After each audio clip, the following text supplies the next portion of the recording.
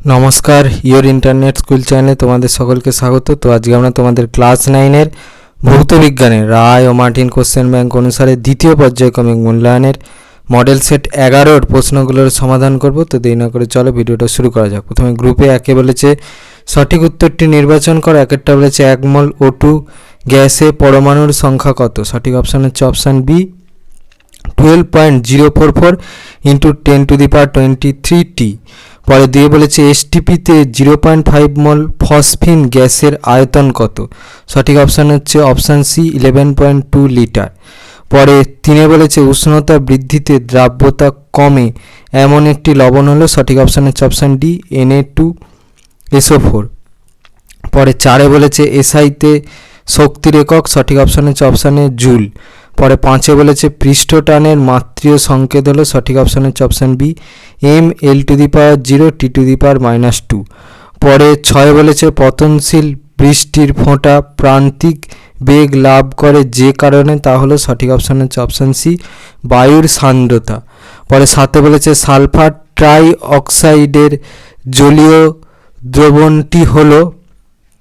সঠিক অপশান হচ্ছে option A আম্লিক। পরে আটে বলেছে বলয় পরীক্ষায় বাদামি বর্ণের বলয়ের যৌগটি হলো। সঠিক অপশান হচ্ছে অপশান ডি FeH2O5NO SO4। এবারে গ্রুপ বি দিয়ে বলেছে নিম্নলিখিত প্রশ্নগুলির অতি সংক্ষিপ্ত উত্তর দাও, বিকল্প প্রশ্নগুলি লক্ষণীয়। একেরটা বলেছে ধাতব অ্যালুমিনিয়াম এর সঙ্গে কস্টিক সোডার বিক্রিয়ায় কোন গ্যাস উৎপন্ন হয়? এই প্রশ্নের উত্তরটা তোমরা এখান থেকে পাবে। অ্যালুমিনিয়ামের সঙ্গে NaOH এর বিক্রিয়া করে যেটা হয় সেটা লিখতে হবে। ঠিক আছে, সোডিয়াম অ্যালুমিনেট লবণ উৎপন্ন হয় আর হচ্ছে H2 গ্যাস নির্গত হয়, আর এই রাসায়নিক বিক্রিয়াটা লিখতে হবে। পরে 2-1 অথবা বলেছে জলীয় দ্রবণে অ্যাসিডের H+ আয়নগুলি আসলে যে আয়ন রূপে অবস্থান করে তার নাম ও সংকেত লেখো। উত্তরটা হচ্ছে হাইড্রোক্সিনিয়াম আয়ন অর্থাৎ H3O+। পরে 2 বলেছে 6% গ্লুকোজ দ্রবণের 25 ml দ্রবণে কত গ্রাম গ্লুকোজ আছে? উত্তর। পরে 3 বলেছে 1 গ্রাম অণু H2SO4 এর ভর কত গ্রাম? অ্যান্সার। পরে 3 অথবা বলেছে শূন্যস্থান পূরণ করো। একটি ত্রিপরমাণুক গ্যাসের পারমাণবিক গুরুত্ব = ড্যাশ ইন্টু আণবিক গুরুত্ব। উত্তরটা হচ্ছে 1/3। পরে 4 বলেছে 50 গ্রাম ভরের একটি বুলেট 200 মিটার/সেকেন্ড বেগে একটি বন্দুক থেকে নির্গত হলো। বুলেটের গতিশক্তি কত? অ্যান্সার। পরে 5 বলেছে কোনো তরলের ভাসমান একটি বস্তুর আপাত ওজন কত? দেখো অ্যান্সার।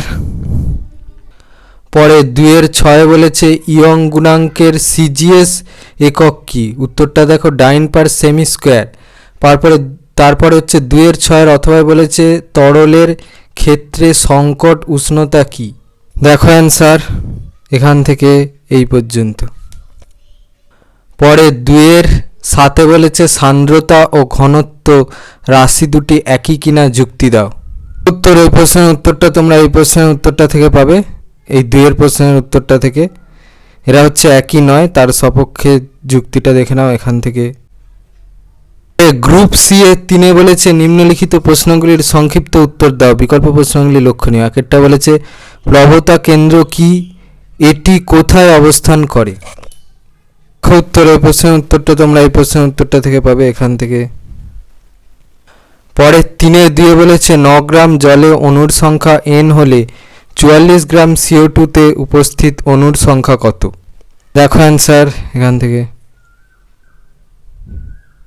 পরে 3 অথবা বলেছে 16 গ্রাম সালফার ডাইঅক্সাইডের STP-তে আয়তন এবং মোল সংখ্যা নির্ণয় করো। অ্যান্সার। পরে 3 বলেছে তরলে গ্যাসের দ্রাব্যতা কি বিষয়ের ওপর কিভাবে নির্ভর করে? তো দেখো দুটো বিষয়ের উপর নির্ভর করে, একটা হচ্ছে উষ্ণতা আর একটা হচ্ছে চাপ।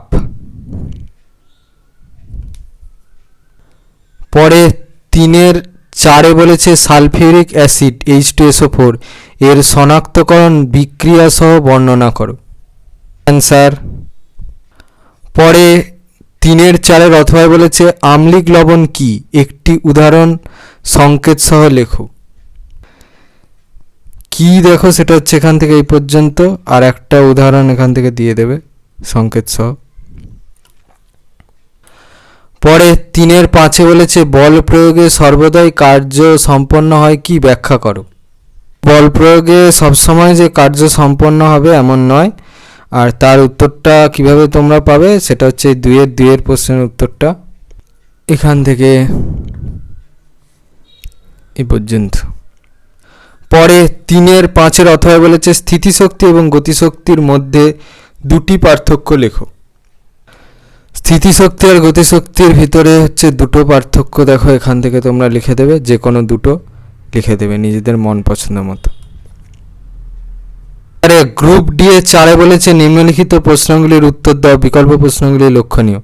4-1 এতে বলেছে কোনটি বেশি ভারী, 1 মল NO অর্থাৎ নাইট্রিক অক্সাইড না 0.5 মল NO2 নাইট্রোজেন ডাইঅক্সাইড। দেখো উত্তর। পরে দেখো বিতে বলেছে এদের মধ্যে কতগুলি N পরমাণু থাকবে। দেখো উত্তর এখান থেকে এই পর্যন্ত। পরে 4-2 বলেছে হুকের সূত্রটি লেখো, এসআইতে ইয়ং গুণাঙ্কের একক লেখো। এসআইতে ইয়ং গুণাঙ্কের এককটা দেখে নাও নিউটন পার মিটার স্কোয়ার, আর হুকের সূত্রটা দেখাচ্ছি। হুকের সূত্রটা দেখে নাও। পরে 4-2 অথবা বলেছে সাইফন কাকে বলে, চাপের এসআই এককটি লেখো। কাকে বলে উত্তরটা দেখে নাও, চাপের এসআই এককটা দেখে নাও। পরে 4-3 বলেছে কিভাবে অসম্পৃক্ত দ্রবণকে সম্পৃক্ত দ্রবণে পরিণত করবে, একটি অপদ্রব্য কারক এর উদাহরণ দাও। প্রথম ভাগের প্রশ্নের উত্তরটা দেখো এখান থেকে, দ্বিতীয় ভাগের প্রশ্নের উত্তরটা দেখো তোমরা এই প্রশ্নের উত্তরটা থেকে পাবে, দেখে নাও। পরে 4-4 বলেছে অ্যান্টাসিডের সংজ্ঞা দাও, মিল্ক অফ ম্যাগনেসিয়ার মূল উপাদান কি। অ্যাসিডের সংজ্ঞাটা দেখে নাও, অফ ম্যাগনেসিয়ার মূল উপাদানটা দেখে নাও ম্যাগনেসিয়াম হাইড্রোক্সাইড। পরে 4-5 বলেছে একটি বস্তুকে এক ব্যক্তি একটি নির্দিষ্ট উচ্চতা থেকে মাটিতে নামালো, এক্ষেত্রে কিভাবে বলের দ্বারা কার্য এবং বলের বিরুদ্ধে কার্য একসঙ্গে সম্পন্ন হলো, ব্যাখ্যা করো। স্যার এখান থেকে